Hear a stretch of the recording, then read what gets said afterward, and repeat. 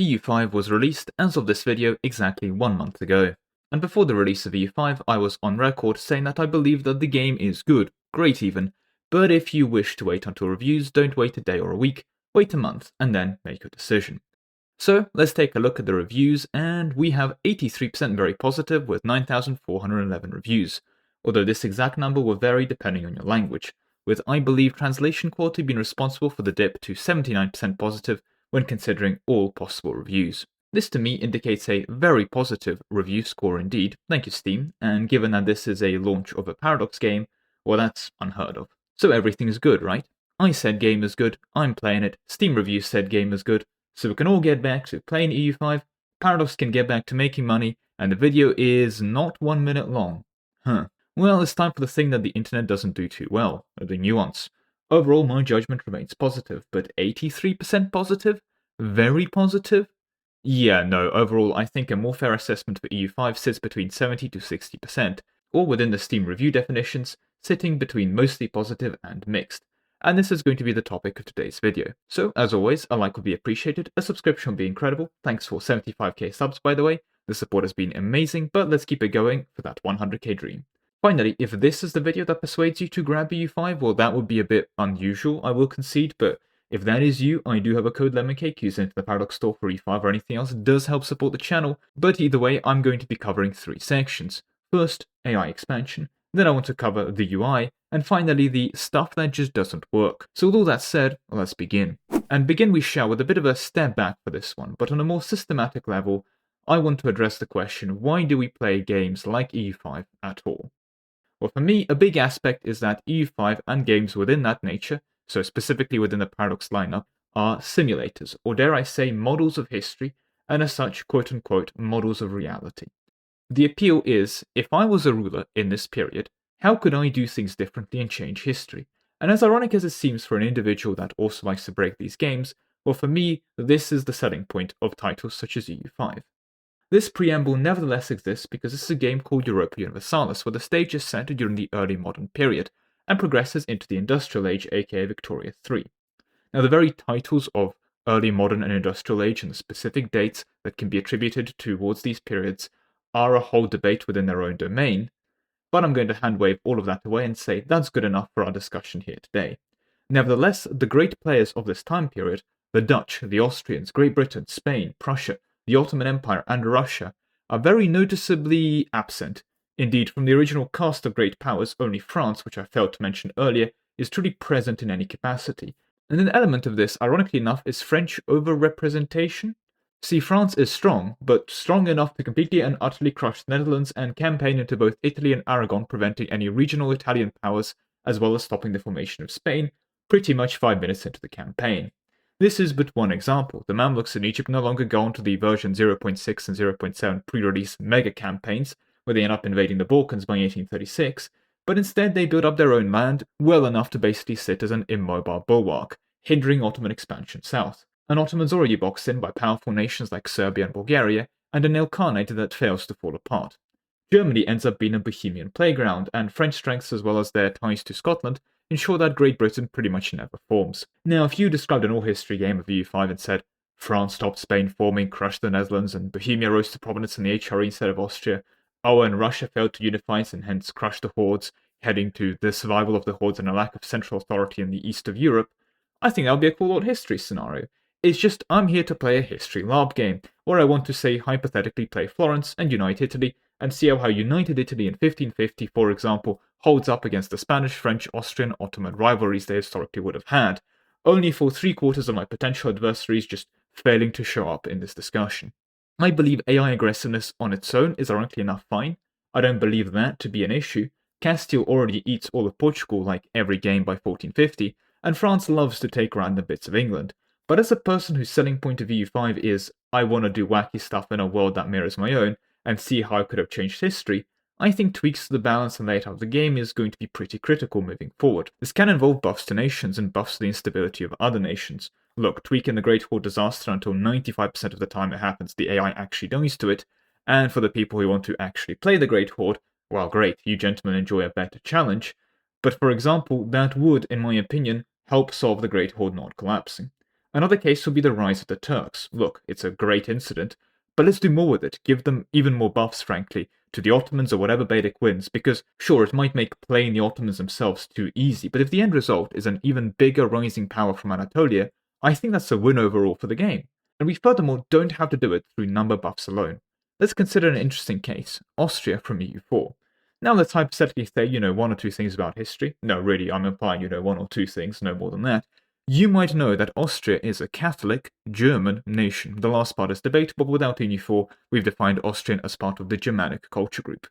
And the AI in EU4 is coded to prefer expanding into same culture, then into same culture group, and preferably into same religion lands. This makes sense. France should focus on unifying France instead of taking land in Novgorod, even if Novgorodian lands are significantly less defended and hence easier to invade. But this creates a problem for Austria. They're paths of expansions. Now let's consider them.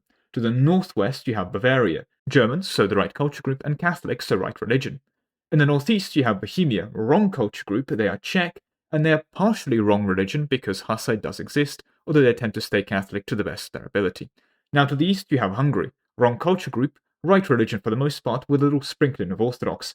And to the southeast, you have the Balkans, wrong culture group and wrong religion, again, partially as half are Orthodox this time, but still not fully Catholic. And of course, we have Italy, which is wrong culture but at least consistently right religion, for the early game anyway. Now, Austria historically would expand into all of these options apart from Germany. They would get unions with Bohemia and Hungary and campaign into Italy and to the Balkans. But if you just plonk an AI on Austria and give it common sense directions, it's going to go straight for Bavaria, and it will be correct doing so within the domain of EU4. To prevent this, there exists just some extra AI weights specifically to make Austria, and only Austria, less willing to expand into Bavaria. Now, does this nerf Austria? Sure, they'll be better off ignoring those AI weights and going straight into that right religion, right culture land, but you can always counter that with a couple more numerical buffs if you so wish. There are a lot of tools that help make the AI expansions and hence behavior of the game more historical and more immersive, and while I don't want every game to be a history movie, I want to play EU5, not watch it, I also don't want every single game to be a current or history version. It's fine if 80% of the games end up looking the same, if that same is at least close to what happened historically, because that's the immersion from the game that I wish to partake in, and I hope you agree with me there. Next though, and this is a more systematic issue, let's discuss the UI. And I want to start by briefly mentioning the stylization changes, aka the prettiness of the UI. From the early access glances of EU5 we all saw on the 8th of May, it has come a long way. I personally used to believe it was fine. I certainly was more focused on trying to actually learn and play the game. It didn't pop out to me in the same way that, say, the Crusader Kings 2 stained glass UI would, but it was fine. With that though, the game released, the UI style had a bunch of changes and, dare I say, improvements. And more importantly, people started actually playing, not just watching the game. The importance of the UI being pretty, I believe, was hence diminished.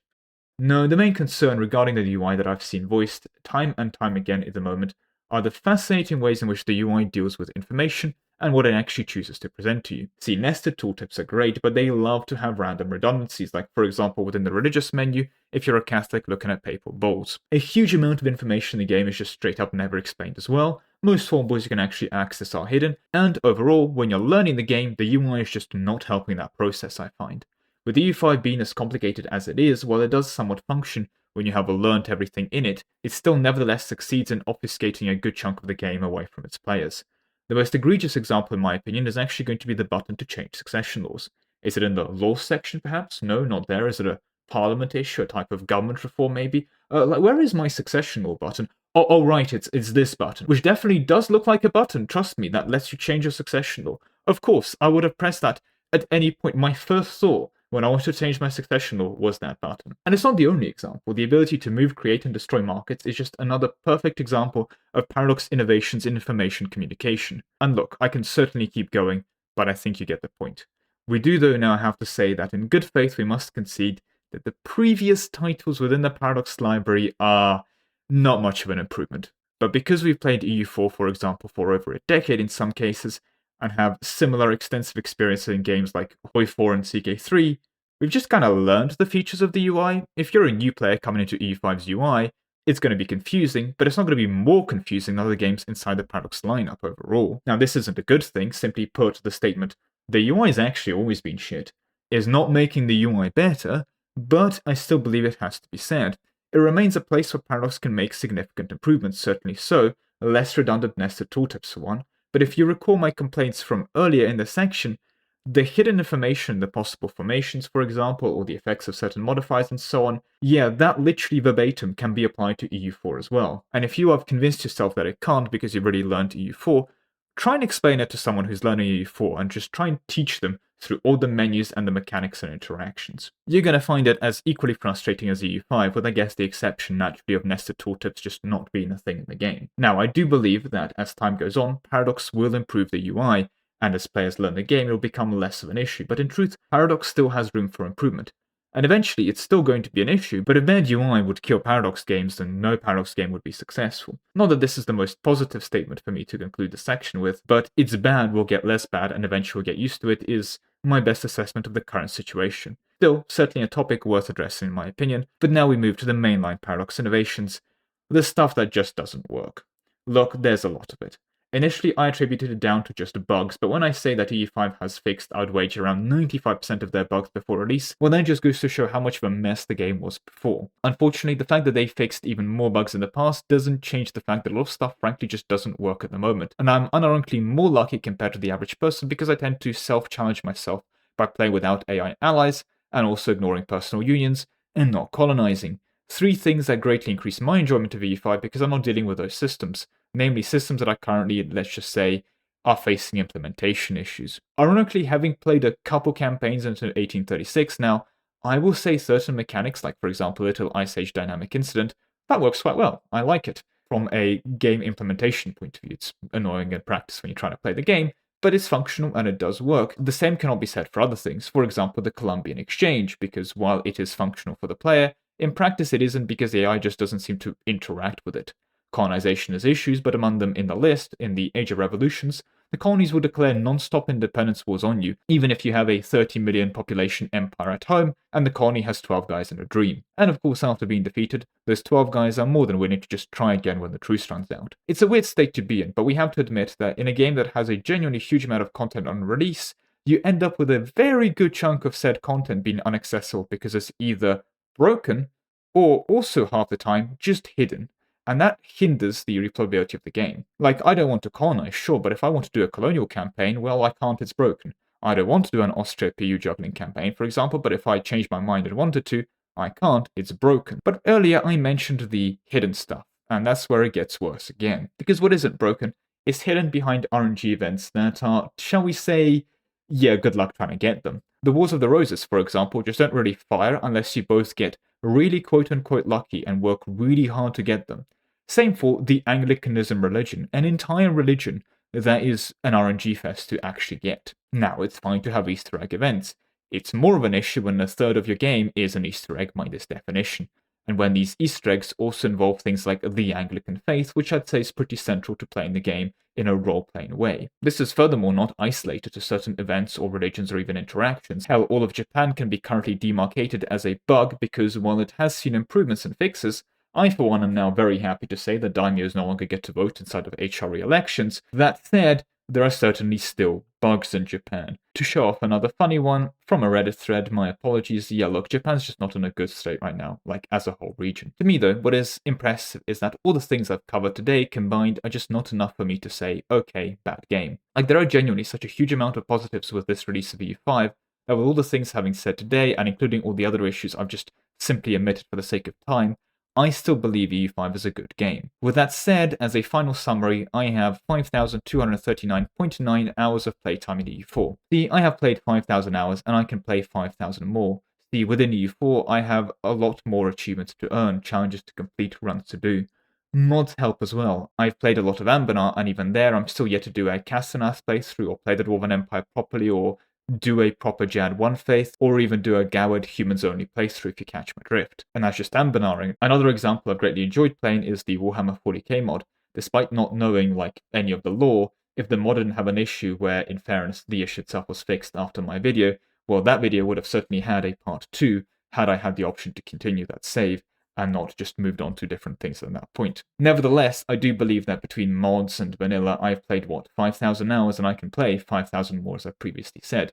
10,000 hours is my estimate of where I draw the line, say, okay, I've reasonably achieved and done everything in EU4. But for EU5, combined with my pre-released hours, I'm sitting at around 500 hours played. I think I certainly have another 500 in me, and in terms of doing everything the game currently makes reasonably accessible, I can add another 1000 to that. But I'll be honest, I don't see my playtime in EU5, assuming updates stop tomorrow, exceeding 2000 hours in total. An already insane amount to be sure, and this is why people would play 100 hours, understand nothing and decide, okay, complex game beyond me, positive review though, because ironically a lot of the issues I highlighted today take hundreds of hours to fully emerge. We have to recognize though that having a playtime of 100 hours in EU5 isn't actually playing 100 hours of EU5. It's 80 hours spent reading menus, tooltips and clicking around, and I would say 20 hours tops of actually playing the thing. Or playing in a capacity where you understand your actions and aren't just clicking buttons. To finally conclude the conclusion, EU5 is still good, but I believe for its current state, the review score is overinflated, and while Paradox has for the most part gotten away with this release,